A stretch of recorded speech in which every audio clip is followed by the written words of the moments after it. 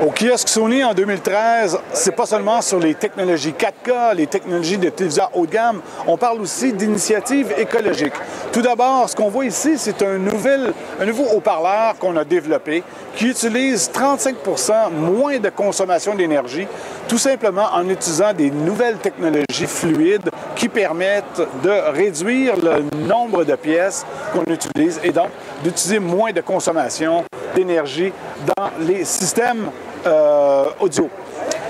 Aussi, ce qu'on fait, c'est qu'on utilise, par exemple, des résidus, par exemple, de fabrication de CD, de DVD, et ce qui reste, on va les traiter, on va améliorer, raffiner le plastique pour, par la suite, pouvoir l'utiliser dans la conception de caméscopes ou d'appareils Cybershot, par exemple. 99% des matériaux plastiques sont utilisés, réutilisés de façon écologique. On a aussi développé ce qu'on appelle la technologie White Magic. Vous savez, quand vous utilisez votre cellulaire, beaucoup de consommation d'énergie provient justement de cet écran acier qu'on utilise. La technologie White Magic permet d'optimiser la brillance de l'écran, mais aussi de réduire la consommation d'énergie par 50%.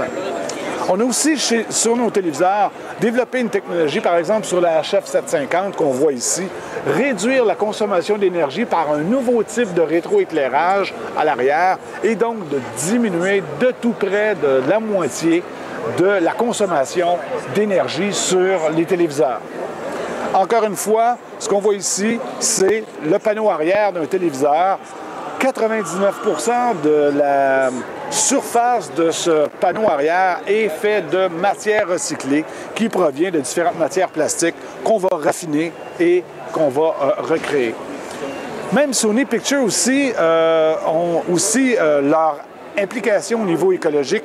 Par exemple, l'émission After Earth qui est produite par Sony Pictures parle évidemment, donc fait la promotion de l'écologie pour avoir une planète qui va être en santé. Alors, ce qu'on voit ici au CES 2013, c'est ici l'implication de Sony au niveau écologique dans la conception de leurs produits.